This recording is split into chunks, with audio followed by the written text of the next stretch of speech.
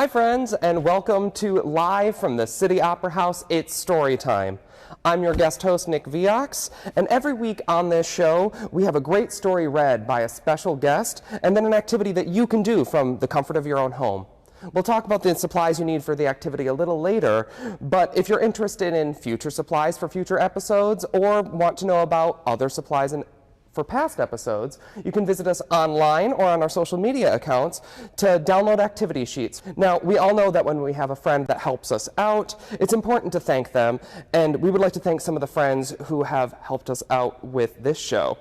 Traverse City Area Public Schools, Newton's Road, Tattle, the Traverse City City Opera House, and our series underwriting sponsor, Bell Tire. Thank you from the bottom of our hearts. This show would not be possible without your contributions. Now, you might be wondering, where's our regular host, Ben Whiting? Well, Ben is our special guest reader today, and he's going to be reading one of his favorite books about his encounter, or a boy's encounter, with one of the greatest magicians of all time, Harry Houdini. Ben, take it away. What do you like to do for fun? When I was a kid, there were certain kids who like to play sports, like baseball. Some kids like to draw, paint, or read. But what I liked to do was to find random objects and perform amazing things with them. Another word for that is I like to perform magic. You see, I was an only child growing up, so I had a really active imagination. And I always told people that the first time I saw magic, it was like I had found my imagination outside of myself. And I was bitten by the bug. And I kept performing magic until really, today. I'm in my mid-30s right now, and I still make a living performing magic from time to time. But whenever you're young and learning something new, it's always important to have a hero. And the biggest hero for me in magic was a man by the name of Harry Houdini. Now, he is one of the world's greatest magicians who ever lived, and in this Trick and Treat special, we're going to be talking about a book about Harry Houdini. It was in 1991, and I was in the first grade when my teacher, Miss Howell, showed us this book. And it's an absolutely wonderful book about a little boy who meets Harry Houdini. And so I'm really excited to read this to you today. Now, for our fun activity today, we're going to do something a little different. We're actually going to teach you some magic tricks that you can perform for your friends and family. So the supplies you're going to need today are some large coins, like quarters or half dollars, a handkerchief or bandana, a $1 bill, and a deck of playing cards. If you don't have those things already available, that's okay. Go ahead, watch the rest of the episode, and when you do have those supplies, you can rewatch us on demand. And of course, you can see every episode of Live from the City Opera House at Storytime at tcaps247.com. So now, let's get started with today's story, The Houdini Box by Brian Selznick. This is actually my original copy from first grade. Houdini was a magician. He could pull rabbits from hats, make elephants disappear, and do 1,000 card tricks.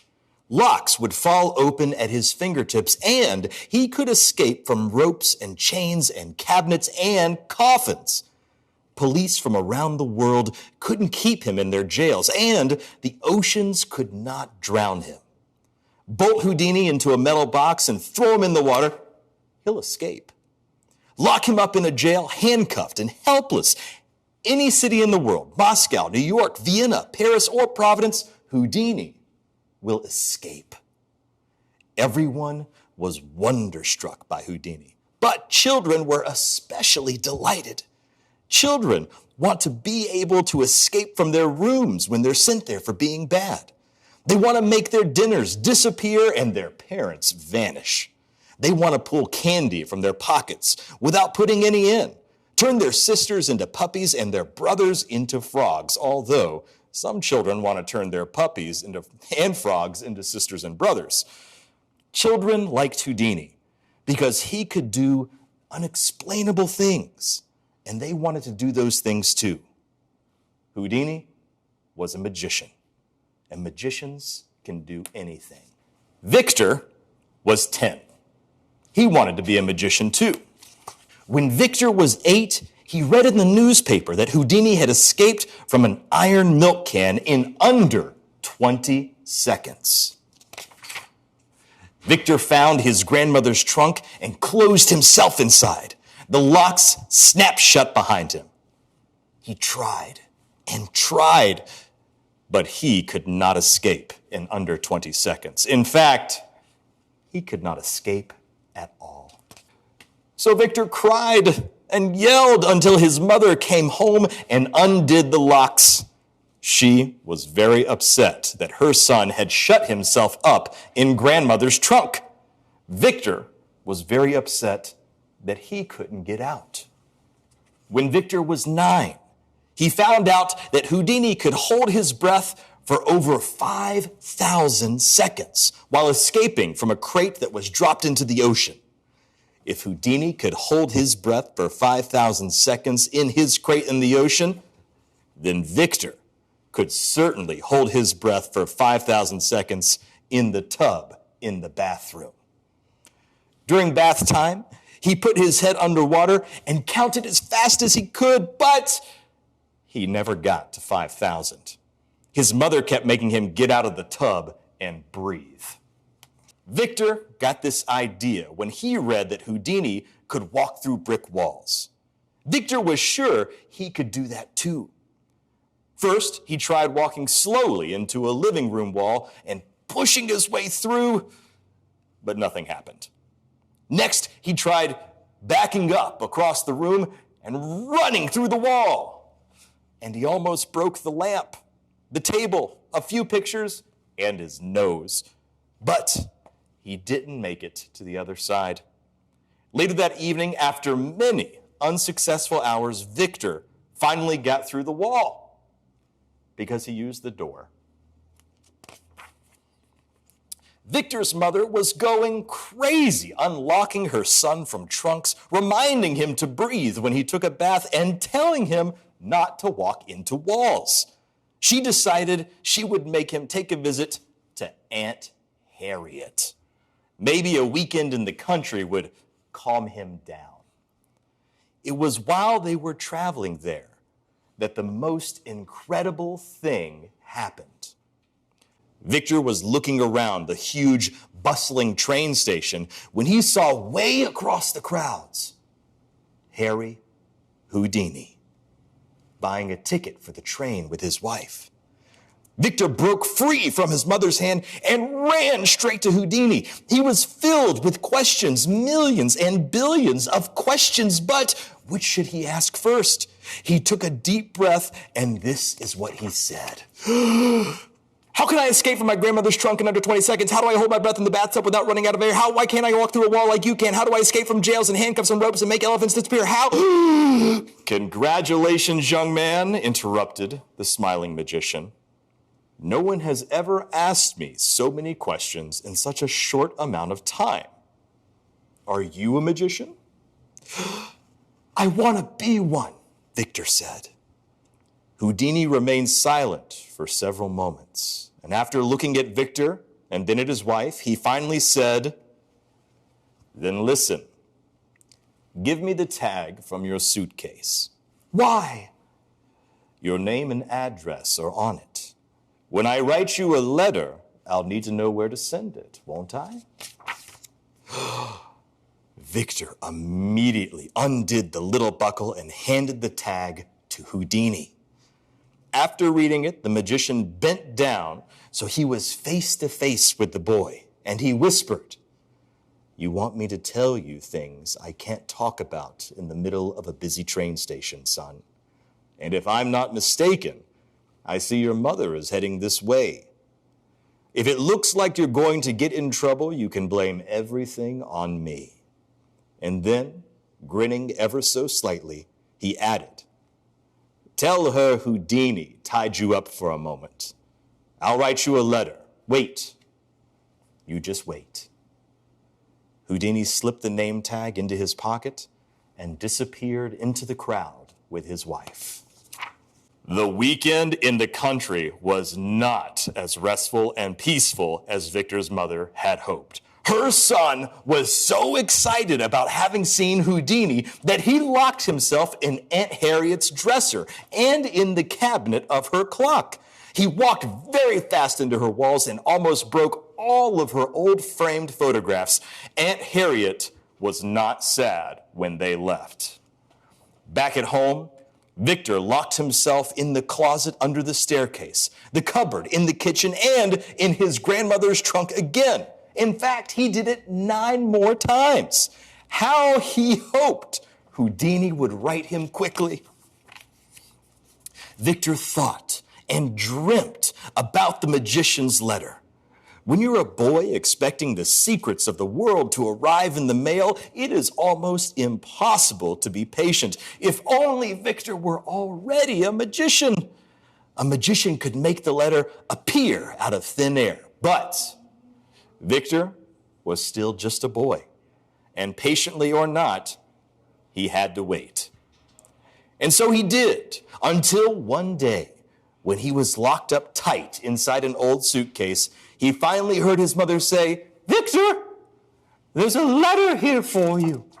She unlocked the suitcase and handed him the letter. The handwriting was thick and round and perfect. And you can actually see the handwriting right here. It says, "1,000 secrets await you. Come to my house." Then Houdini gave the time and date for the meeting. But it seemed so far away. Victor knew he couldn't wait, so he went to the magician's house that evening. His hands were shaking as he knocked on the door. And with a heavy sigh, it opened. And there before him was Harry Houdini's wife. Victor was suddenly too nervous to speak. He stood silently, staring at the sad woman in the light of the doorway. She handed him some candy and softly asked, "What are you supposed to be?" Victor didn't understand what she meant until he saw a ghost, a cowboy, and 2 little goblins running down the street. In all this excitement, he had forgotten that tonight was Halloween. And now he knew what he was supposed to be. "I'm a magician," he said, and handed Miss Houdini the letter he received that day. Miss Houdini read it and began to cry. She asked him to please wait inside and vanished up the staircase into the magician's library, a dark place alive with books and dust and magical things. He held his breath, waiting for Houdini to greet him with outstretched arms and lead him back into that mysterious room. When someone finally appeared in the hallway, though, it was only Miss Houdini again, alone. She came to Victor and handed him a small, locked box. Then she opened the front door as she showed him the way out, and he heard her whisper, "Houdini died today." The magician's wife closed the door and left Victor alone with the box. "Bye," he said to the door, and he went out into the streets toward home. That night, while he was trying to open the lock on the box with pins and pens and all the keys from the suitcase and locks around the house, Victor found the owner's initials on the box engraved. E.W. This wasn't Houdini's box at all. The owner was some E.W. There could be no secrets in here. Now, imagine as you read this how it would feel if you had one dream, one hope, one mysterious wish, and then saw it disappear into thin air. That's how Victor felt. And that's why he did what he did next. He took the box that belonged to E.W. and buried it forever in the bottom of his closet. As he closed the door, he made this promise: Houdini is gone, and I will never think about him or try to do any of his tricks. Cross my heart and hope to die. So Victor grew up, and he got married. He and his wife had a child, and they named him Harry in honor of Aunt Harriet, who passed away one October long ago. He was not named in honor of a certain magician because Victor said he never, not even once, thought about Houdini. One chilly day, several years later, Victor and Harry were playing ball in a large field near a graveyard behind the house. Victor was pitching and Harry was swinging his bat, but he could never quite hit the ball. It was nearing dark and there was time for just one more try. Victor gave Harry a few last-minute batting tips, and then, with the gentle power that he had, he threw the day's final pitch to his little boy. Harry closed his eyes, and exactly the right moment, he swung his bat. He heard a loud crack, opened his eyes, and was amazed to see the ball flying through the sky, and it landed somewhere in the middle of the graveyard. Victor congratulated his son, and together they climbed over the iron fence to look for the winning baseball. At last they found it, lying in the corner of a dark monument.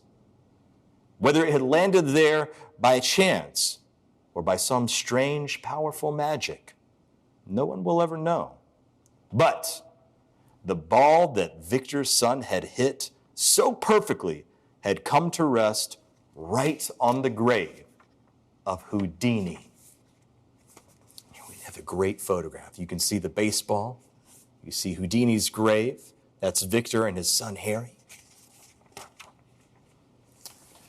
Victor read the monument, and two smaller words appeared directly below Houdini. And Victor said them over and over again because they seemed so familiar. It wasn't until he traced the first letters with his fingers that he understood what he was reading. This was Harry Houdini's real name. And before he became Houdini, he had been a boy named Eric Weiss. E.W. Victor's head spun and he laughed out loud. Carrying his son, he ran out of the graveyard and into his house. He was out of breath and crazy with excitement, but he couldn't tell his wife or son what was going on. He waited until they were fast asleep, and then he snuck up the stairs into the attic. Victor found the forgotten box in a moonlit corner under a steady leak in the roof. He carefully picked it up and dried it off. His hands brushed across the lock, and suddenly it crumbled. The water had rusted through the tiny thing completely. How easy it would be to open the box now. And that night, while his wife and son slept downstairs, and the attic shadows vanished in the pale fall of the moonlight, Victor locked himself inside his grandmother's trunk and escaped. And he did it in under 20 seconds.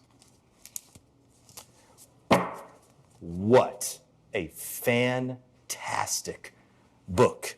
You know, I had this book read to me the first time in first grade by my teacher, Miss Howell, and I get just as excited about it now as I did back then.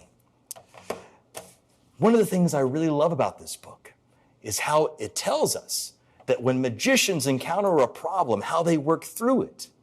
You see, a lot of people in this world, when they get to something they think is impossible, they stop. What magicians like to do is try to think of the most impossible thing they can and then start. And that is just like design thinking and all the activities we've done up to this point in time. The amazing discoveries that have been made in mathematics and science, mechanics and physics all come from people believing that anything is possible. And so right now what I want to do is teach you some things that look impossible, some magic tricks you can perform on your own. So like I said earlier, the supplies you'll need: some large coins like quarters, half dollars, or a silver dollar if you had one, a dollar bill, a handkerchief or a bandana, and a deck of playing cards. And with that, let's go to the table and learn how to perform some magic. So, in case you didn't know, this is the set we use when we're filming all of our shows.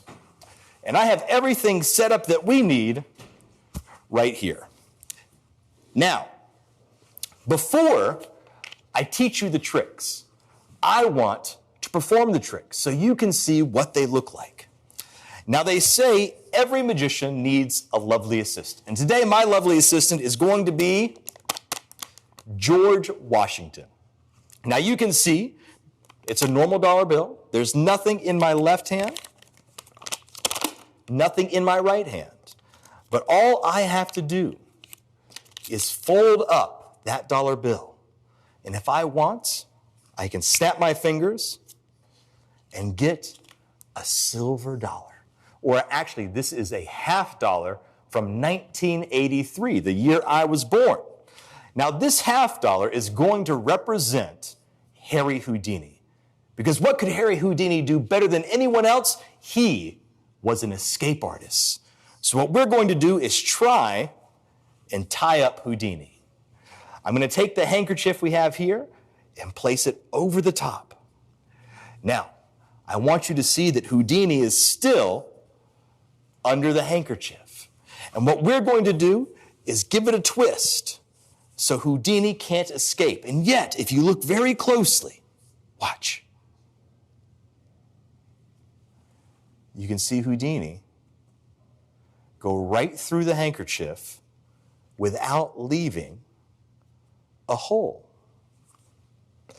Now, this is two of my absolute favorite tricks to perform. I'm going to teach you these two tricks first, and then I'm going to teach you a card trick afterwards. So, how do we perform this? Is there any secret apparatus or magical things we need? No. All you need is a normal $1 bill, a large coin, like I said, I'm using a half dollar, and a normal handkerchief. And there is no holes in this handkerchief. Now, if you don't have a handkerchief, you can use a bandana. That's what I used to use, or even a t-shirt or a mask if you have one you wear. So, how did I make the coin appear? This is the secret. The first thing you have to do is put the coin in your right hand and not tell anybody. Once it's in your right hand, take the dollar bill and put it on top of the coin. Now, when I hold the dollar bill up and give it a little pull, it looks like I'm just holding it there. Now, this is important. You don't want to tell anybody what you're about to do. Just tell them to look at the dollar bill. If you tell them a coin's going to appear, they'll start looking to see if you're hiding one in your hand, and we don't want them to do that because you are. So, this is how we make it appear. Give the bill a little tug and show your left hand empty. And now what I do is I bring the bill down, I put my first finger on the back, and I turn it over. So now that half dollar is actually behind the bill. I'm going to do that one more time so you see exactly how I do it. So right now the coin is here. It's in front of the bill facing the audience. I give it a tug, show my left hand empty. I turn the bill around with the coin, so now the coin is behind it. And now this is a really sneaky part. What I'm going to do is put the coin from my right hand into my left by giving the bill another tug. I bring my hands together, grab it with my thumb, pull it, and now what's great is I can show my right hand is empty. And now that the coin is behind the bill, all I do is wrap it with the dollar, hold it up, snap my fingers, and the silver dollar appears from nowhere. Now I'm going to do that one more time so you see what it looks like when it's being performed. But now that you know the secret, you'll know what to watch for. So before we begin, maybe I'll come under the table, adjust my seat, put the coin in front of the bill. Now take a look. Here I have a $1 bill. You can see there is nothing in my left hand, nothing in my right hand, but all I have to do is wrap up the dollar bill, and there's a coin. That's your first trick. And that's one of the first tricks I ever learned. And now, the coin is going to represent Harry Houdini, and we're going to make it escape from a handkerchief without putting a hole in it. And this is how we do that trick. Take the coin and hold it in your left hand, and you want to hold it right at your fingertips between your first and second finger with your thumb on the back.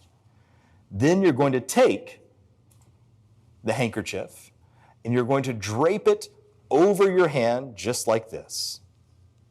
And now this is the only thing. This is the sneaky part. All you're going to do is give it a little pinch and grab it with your thumb underneath the handkerchief. So right now, I'm actually holding the handkerchief between the coin and my thumb, so it can't get away. Once we've done that, I'm going to start over again so you can see it. We show the coin, we put the handkerchief over the coin, and give it a little pinch with our thumb. Now, I want you to see that Harry Houdini is still under the handkerchief. And what I do is I grab the front half of the handkerchief and I pull it back over and show you the coin. Now, here's the sneaky move. When you put the handkerchief back, you're going to grab the front half and the back half and take everything over and in front of the coin. So now what's actually happening is the coin is already outside of the handkerchief because you put both halves over. The handkerchief doesn't fall to the ground, though, because you already pinched it with your thumb earlier. And now all you have to do is grab the ends, give it a little twist, hold on to it so it looks like the coin can't escape, and slowly push the handkerchief back. And when you unfold the handkerchief, everyone will see there's no hole in it. Another great trick. And I'm going to show you how to do that one more time. I'm going to perform it one more time so you can see it and what it looks like at full speed. Now, as we all know, Harry Houdini was famous for being an escape artist. And this coin is going to represent Harry Houdini, and we're going to try to wrap him up. Now, I don't want you to think I'm cheating, so I'm going to let you see he's still under there, just like that. And now, all I have to do is twist the handkerchief so he can't escape, and watch. We just give it a little push. And Harry Houdini goes right through the handkerchief magically without leaving a hole. A great trick. Now, everyone, when you talk about magic, they want to know if you can perform a card trick. And I'm going to teach you a card trick that you can do right now. Nobody has to pick a card, so you can stay socially distanced while you do this one. All right. Now, for this trick, I need two very special cards. And I'm not going to show them to you yet, but you'll see them in a moment. Now, this trick is going to happen very quickly, so pay attention. I'm going to take these two cards and place them in different spots of the deck and push them in. Now, I'm not holding anything. I don't know where the cards are. They're somewhere in the middle, but magically, I'm going to try and get the cards out of the deck. Watch. All I have to do, snap my fingers, and there they are. So, how did I perform this trick? I'm going to teach you. All you need is a normal, everyday deck of playing cards. You need the 6 of diamonds and the 9 of hearts, but you also need 2 other cards. Those cards are the 9 of diamonds and the 6 of hearts. And this is all you need to do the trick. You want to mix and match the 6s and the 9s and make sure they're different suits. So one pair is going to be the 6 of hearts and the 9 of diamonds. The other pair will be the 6 of diamonds and the 9 of hearts. Before you perform the trick and before the audience is around, take one of those pairs we'll take the 6 of hearts and 9 of diamonds, and you want to put the 9 on the bottom of the deck and the 6 on the top of the deck. Take the other 2 cards and put them in the middle. And now we're set up and ready to go. Pull the cards out of the box, making sure you don't let the audience see the bottom card. And you say, this trick needs 2 cards. And what I'm going to do right now is I go through the cards and I find the 9 of hearts and the 6 of diamonds. There they are. And I don't let the audience see these cards yet. In fact, I even tell them, pay attention, because this trick is going to happen fast. I place the cards down on the table, and I put the deck in my left hand like I'm about to deal. I say, watch. I'm going to take these 2 cards and put them in the deck. Now, you want to do that part kind of fast. You don't want to do it so fast that they can't see the cards at all, because then they're going to want to see them again. But just hold them up, pause, and put your hand down. That gives the audience enough time to see a red 6 and a red 9, but they don't really memorize the suits. So, I'm going to take these 2 cards, place them in the middle of the deck in 2 different spots, and push them in. And you really do that. And now here's the secret. To pull the cards out of the deck, take your right hand and squeeze the top and bottom of the deck. And you want to do that squeeze as you toss the deck from one hand to the other. And I'll do this in slow motion. This is what happens. When I toss the deck, the top and bottom card come off into your right hand. And those are the cards you show. Now, like I said, you showed the cards very quickly earlier, so they couldn't quite memorize them. All the audience knows is that they saw a red 6 and a red 9, and that's still exactly what we're showing them. So, I'm going to do that trick one more time at speed so you can see what it looks like when it's performed. This next trick uses 2 very special cards, and I'm going to pull them out right now. Now, this trick happens fast, so you want to make sure you pay attention. I'm going to take these 2 cards and place them in the middle of the deck. Now watch. It's the first time that's ever happened again, but look, I have 2 cards, and it just happens to be the red 6 and the red 9. Now you'll notice right there what happened. I dropped the deck of cards. That's going to happen sometimes, and that's okay. As long as you stay calm, the audience won't care because you still got the red 6 and the red 9 out of the deck. And what's great now is the cards are all mixed up on the table, and it kind of hides all your evidence of the other red 9 and red 6. Now, this is exactly what's going to happen when you practice this. This is a tough card trick. So you want to make sure you practice it and get very good at tossing the deck from one hand into the other before you show anybody. And of course, remember, when you perform magic for someone, you're giving them a gift. You're giving them the gift of wonder and excitement. But if you tell them how the secret is and how the trick works, you take that gift of wonder away from them. And that's a gift we don't want to take away. So remember, practice before you perform, and when you perform the trick, don't ever tell anybody the secret.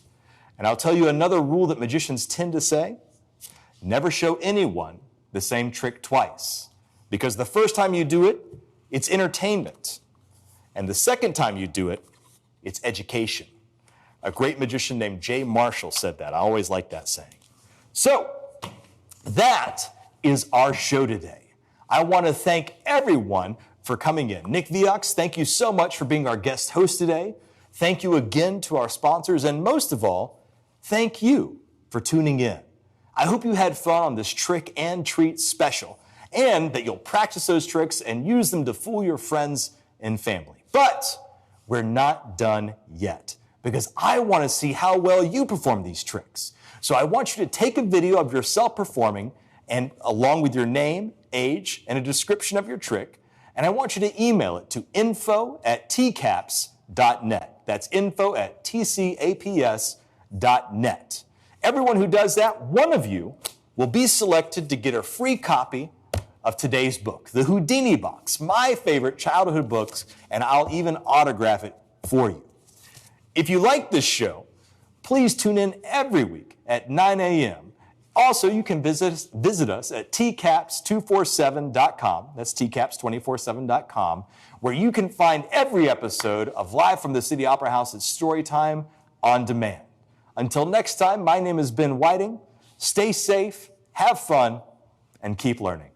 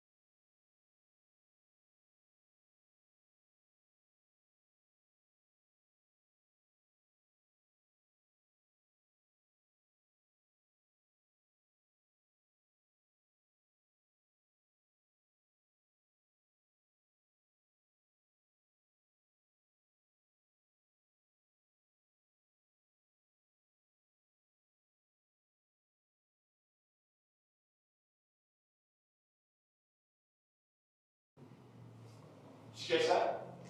Huh? You absolutely know how that was done, right? No. That was it. Yeah.